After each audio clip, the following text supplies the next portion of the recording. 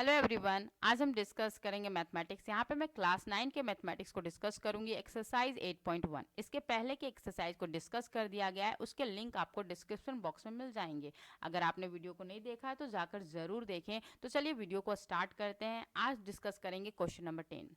ABCD is a parallelogram and AP and CQ are perpendicular from vertex A and C on diagonal ABD। ठीक है, तो सो date आपको करना है। पहला क्वेश्चन, APB जो है, APB ये है, इज कॉन्ग्रेंट टू CQD, ये आपको प्रूफ करना है।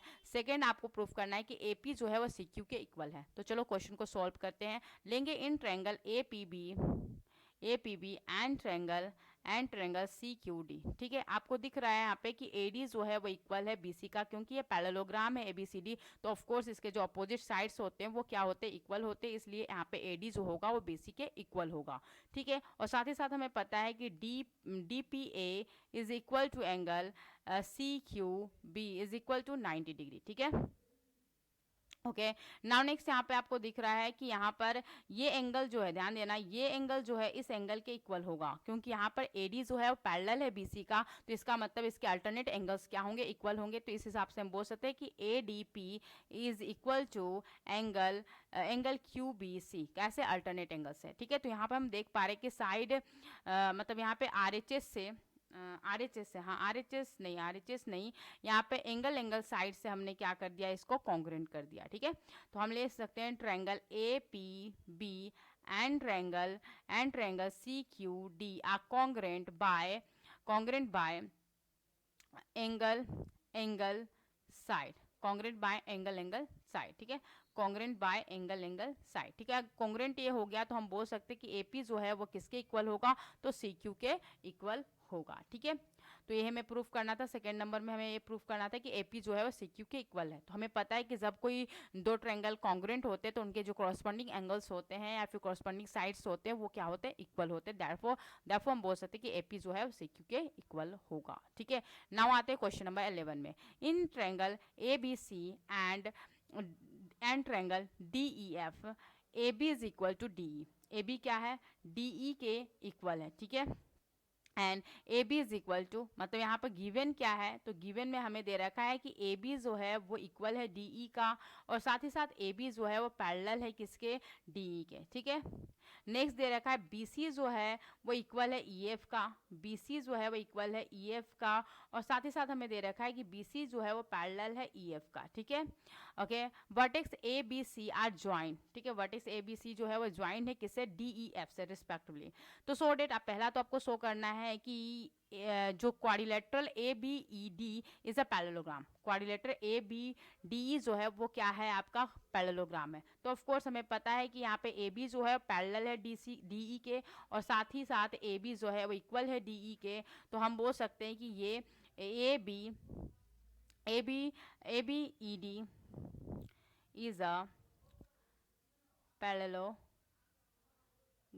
ठीक है, नाउ नेक्स्ट आते हैं क्वेश्चन नंबर 2 में। ठीक है, क्वाड्रिलेटरल आपको प्रूफ करना है कि BEFC इज अ पैरेललोग्राम। ठीक है, तो हमें क्या पता है यहाँ पर कि BC जो है वो इक्वल है EF का। ठीक है, और साथ ही साथ हमें पता है कि BC जो है वो पैरेलल है EF के। तो हम कह सकते हैं यहाँ पे कि कह सकते हैं यहाँ पे BEFC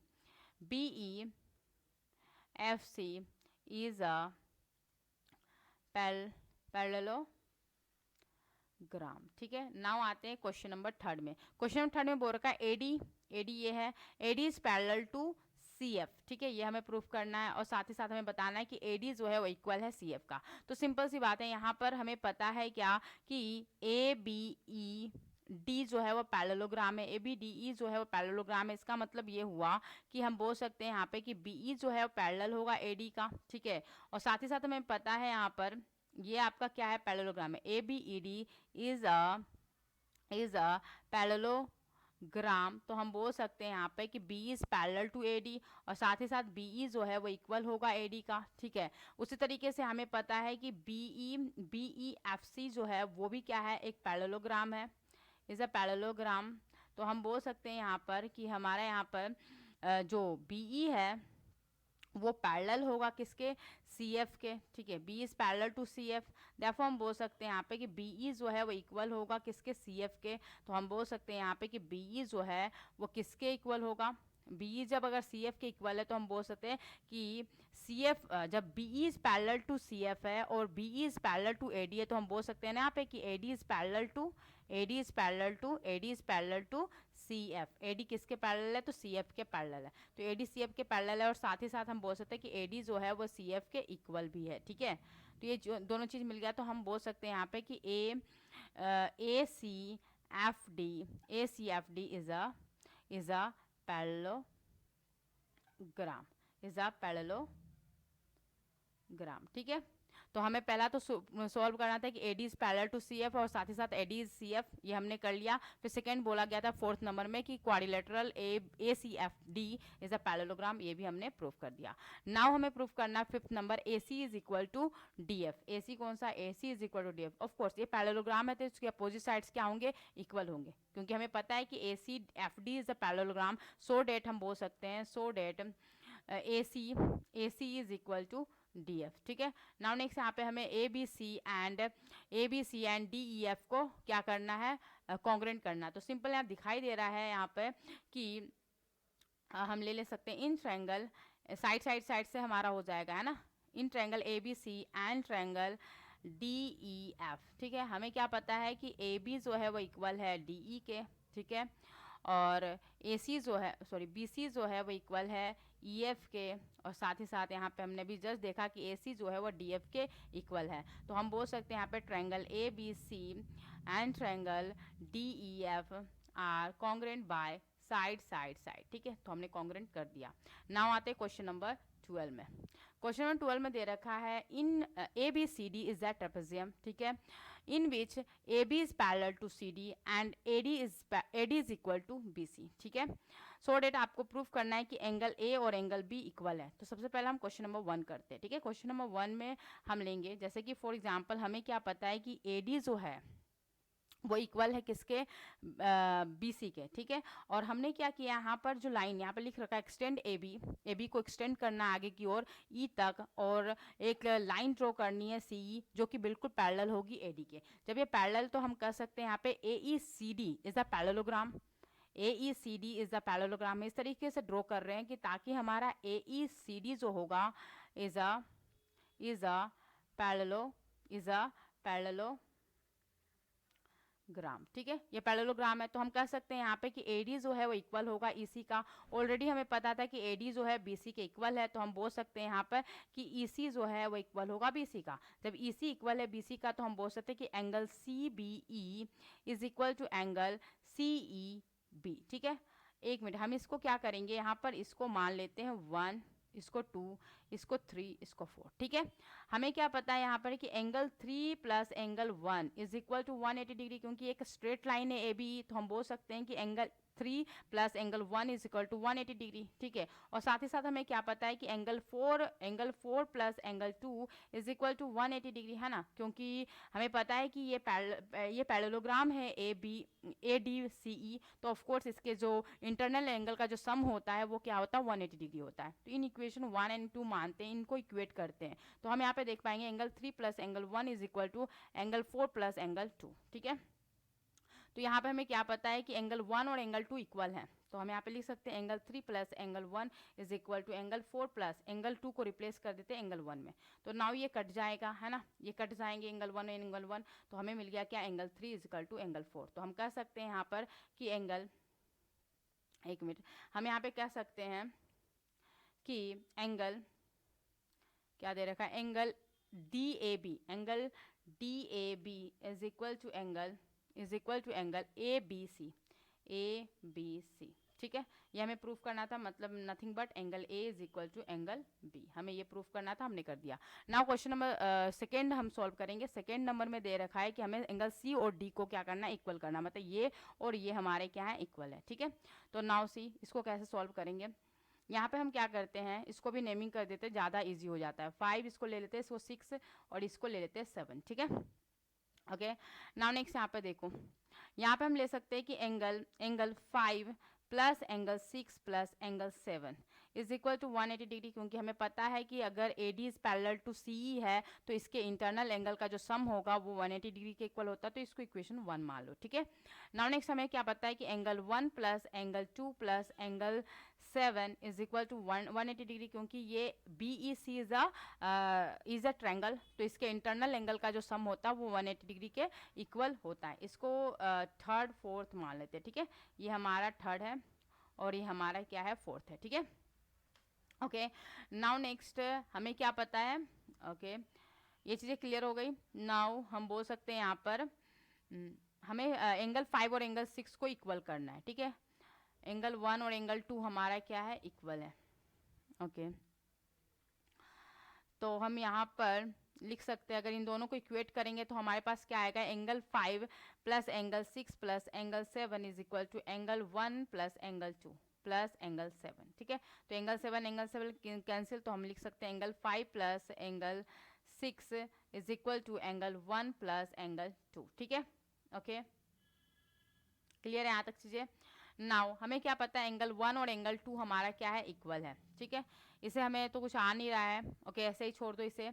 नाउ नेक्स्ट हमें क्या पता है, यहाँ पर ध्यान देना, यहाँ पे हमें पता है कि ये एंगल 6 और एंगल 1 क्या है, इक्वल है। Angle 6 is equal to angle 1, क्योंकि हमें पता है कि ए बी जो है वो पैरेलल है डीसी का, A B is parallel to DC, तो हम बोल सकते हैं कि angle 1 is equal to angle 6, ठीक है। एंगल 1 जो है वो इक्वल होगा एंगल 6 का, ठीक है। तो हम यहाँ पर एंगल 1 और एंगल 6 को कट कर सकते हैं, तो एंगल 5 जो होगा वो एंगल 2 के इक्वल होगा, ठीक है। नाउ नेक्स्ट यहाँ पर देखो, यहाँ पर आप देख पा रहे हो कि यहाँ पर एंगल 2 जो है एंड एंगल 5, क्योंकि ये पैरेललोग्राम है, हमने पैरेललोग्राम बना रखा है, तो ऑफ कोर्स एंगल 2 और एंगल 5 क्या होंगे, इक्वल होंगे, ठीक है। अगर ये पैरेललोग्राम है तो इसके जो अपोजिट एंगल्स होते हैं वो क्या होते हैं, इक्वल होते हैं। तो हम यहाँ पे पहले इसको पुट करते हैं यहाँ पर, तो हम लिख सकते हैं यहाँ पे एंगल 5 प्लस एंगल सी को रिप्लेस कर देते हैं एंगल 1 में, तो एंगल 1 प्लस एंगल 2, ठीक है। तो यहाँ पर हमें मिल गया एंगल 5, एंगल 1 कैंसिल, तो angle 5 is equal to angle 2 हमें मिल गया, ठीक है। Angle 5 is equal to angle 2 मिल गया, ठीक है। नाउ नेक्स्ट हमने क्या बोला कि यहाँ पर जो एंगल्स है, वेट, यहाँ पर हमने बताया कि अपोजिट जो एंगल्स हैं, हमें ये पता था 6 एंड 7, ओके। यहाँ पर हमारा एंगल 1 और एंगल 6 हमारा क्या है, इक्वल है, ठीक है। एंगल 1 को रिप्लेस कर दो एंगल 6 से, और साथ ही साथ हमें क्या पता है कि एंगल 5 जो है वो एंगल 2 के इक्वल है। वेट करना, एंगल 5 जो है वो एंगल 2 के इक्वल है, क्योंकि यहाँ पे हमने ऑलरेडी ये प्रूफ कर दिया है कि angle 5 is equal to angle 2 and angle 6। ध्यान देना, एंगल 5 इन दोनों को इक्वेट करो, एंगल इसको मान लेते हैं इसको मान लेते हैं हम 5 एंड इसको मान लेते हैं 6, ठीक है। ओके, हमें क्या पता है angle 1 is equal to angle 6 और angle 5 is equal to angle 2। हमें क्या पता है कि एंगल 1 और एंगल 2 इक्वल है, देयरफॉर हम बोल सकते हैं कि एंगल 5 और एंगल 6 भी क्या होंगे, इक्वल होंगे। इसका मतलब ये हुआ कि angle A D C is equal to angle B C D is equal to angle B C D, ठीक है।